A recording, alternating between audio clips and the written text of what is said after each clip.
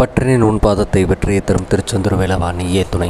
அற்புத கீர்த்தி வேண்டின், ஆனந்த வாழ்க்கை வேண்டின், நற்பொருள் குவிதல் வேண்டின், நலவெல்லாம் பெருக வேண்டின், கற்பக மூர்த்தி தெய்வ களஞ்சிய திருக்கை சென்று பொற்பாதம் பணிந்து பாரில் பொய்யில்லை கண்ட உண்மை.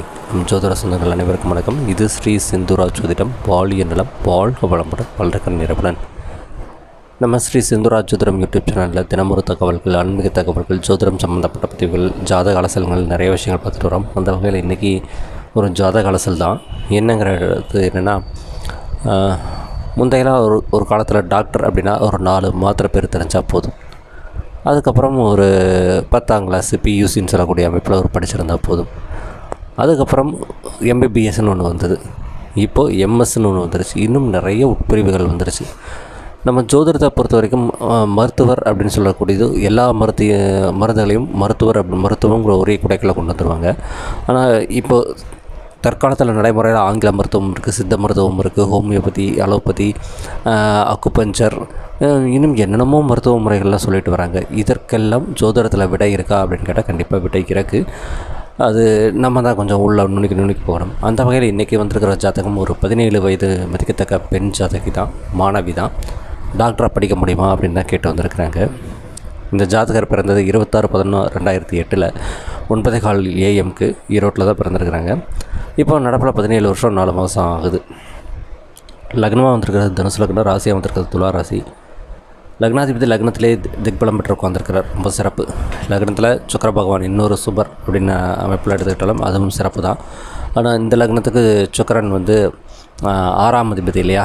அப்போது நோய், எதிரி, கடன், வம்பு, வழக்கு எல்லாம் ஜாதகரை தேடி இவராக தேடி போய்க்குவார், அதுவாக தேடி வந்துடும் அப்படிங்கிற அமைப்பில் லக்னம் கொஞ்சம் வலு குறைஞ்சிருக்குது அப்படின்னு தான் எடுத்துக்கணும். பஞ்சமாதிபதி எப்படி இருக்கிறான்னு பாருங்கள். அவர் 12ஆம் இடத்துல ஆட்சி பலம் பெற்றிருக்கிறார். இருந்தாலும் பாக்கியாதிபதியிட்ட அஸ்தமனம் ஆயிருக்கிறார். இந்த லக்னத்திற்கு சூரியன் அஸ்தமனம் செய்வது ஒன்றும் பெரிய கெடுதல் இல்லை. ஆனால் அவரும் விரயத்தில் போய் உட்காந்துருக்கிறது தான் இங்கே டேஞ்சர். சரி, இப்போ 5ஆம் இடம் வலு குறைஞ்சிருச்சு. அப்போ பூர்வீகத்திட்டு வெளியில் போய் தான் ஆகணும் நம்ம ஜோதிட கணக்கு பிரகாரம்.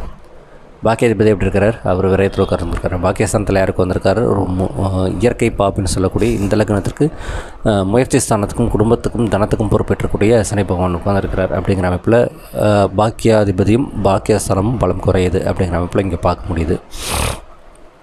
சரி, நம்மக்கிட்ட கேட்க கேள்வி என்ன, டாக்டருக்கு படிக்க முடியுமா அப்படின்னு. ஜோதிடர் சொல்லப்படுகிற விதி என்ன? கேது பகவான் மருத்துவத்துக்கு, சித்த மருத்துவத்துக்கு கண்டிப்பாக காரணம். அவர் 9, 10, 11ஆம் இடங்களில் இருந்தாலும் தொடர்பு பெற்றாலும் மருத்துவர் ஆவதற்கு வாய்ப்புகள் இருக்குது. சரி, இங்கே 8ஆம் இடத்துல தான் உட்காந்துருக்கிறாரு. ஆனால் தனது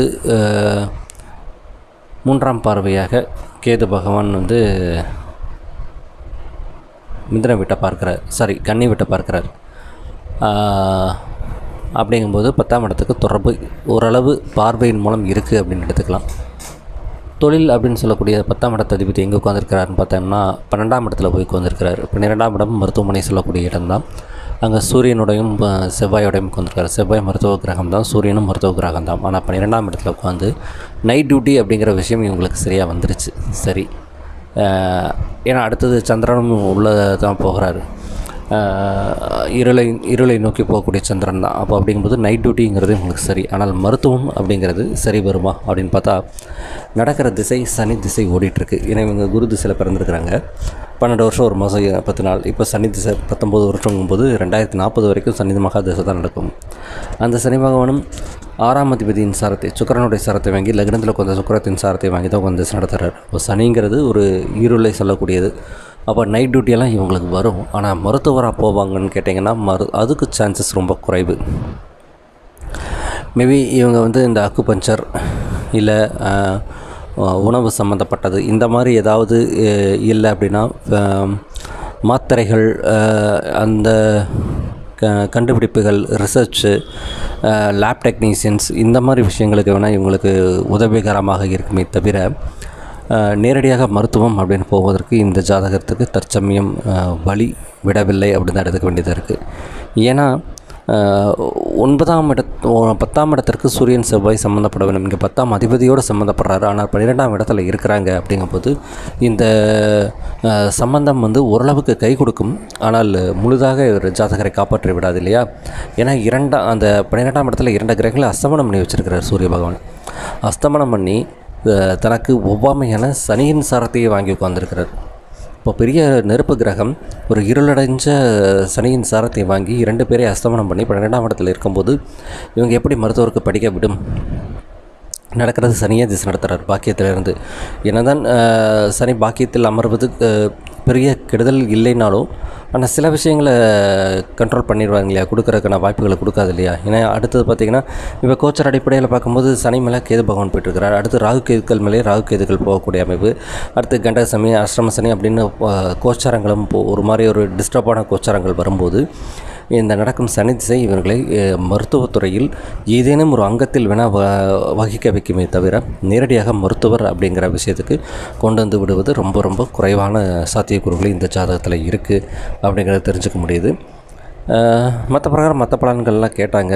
அம்மாவுக்கு எப்படி இருக்கும், இந்த ஜாதகத்துக்கு அப்பாவுக்கு பாருங்கள் முக்கியமான விஷயம். அப்பா ஸ்தானத்தில் யாருக்கு வந்திருக்காருன்னு பார்த்தா சனி பகவானுக்கு வந்திருக்கிறார் இல்லையா. அந்த அப்பா ஸ்தானாதிபதி சூரியன் 12ஆம் இடத்துல நீசன். நம்ம ஜோதிடத்தில் ஒரு பாடல் இருக்குல்ல, உடன் ஜென்ம லக்னத்திற்கு 9-5 முடவன் செய் சனி மூவர் ஒருவர் கூட திடமுடன் பிதாவுக்கு ஈனம் தானேன்னு ஒரு பாட்டு இருக்குது. அந்த வகையில் இவங்க அப்பாங்கிறது கொஞ்சம் தவறிட்டாங்க. அது கொஞ்சம் வருத்தமான நிகழ்வு தான். பட்டு இவங்க மற்ற விஷயங்கள்லாம் அனலைஸ் பண்ணிவிட்டு இவங்க டாக்டருக்கு படிக்க முடியுமான்னு கேட்டாங்க. அது இப்போதைக்கு சாத்தியக்கூறுகள் குறைவாக இருக்குது. ஆனால் மருத்துவத்துறையில் ஏதாவது ஒரு துறையில் நீங்கள் வேணால் செலக்ட் பண்ணி போய்க்கலாமா, நேரடியாக டாக்டர் ஆகுவதற்கு வாய்ப்புகள் குறைவு நம்ம சொல்லியிருக்கிறோம். பார்க்கலாம் காலம் என்ன பதில் சொல்லுதுங்கிறத பார்க்கலாம். இவங்க என்ன படிக்க போகிறாங்கங்கிறத தகவல் தெரிஞ்சுன்னா மறுபடியும் நம்ம யூடியூப் சேனல்லேயே அப்டேட் பண்ணுறேன். இதுவரைக்கும் நமது ஸ்ரீ செந்தூரா ஜோதிடம் யூடியூப் சேனலை சப்ஸ்கிரைப் செய்த அனைத்து நல்ல உள்ளங்களுக்கும் நன்றி. இனி செய்யப்போகும் அனைத்து நல்ல உள்ளங்களுக்கும் நன்றிகளும் வணக்கங்களும் வாழ்த்துக்களும். நன்றிங்கிறது ஒரு வார்த்தையோடு முடியாதுங்க, எனக்கு என்றுமே தொடர்ந்து கொண்டு இருக்கும். அந்த வகையில் உங்கள் எல்லாருக்கும் நன்றிகளும் வணக்கங்களும் வாழ்த்துக்களும். இது ஸ்ரீ செந்தூரா ஜோதிடம் யூடியூப் சேனல். நன்றி, வணக்கம், வாழ்க வளமுடன்.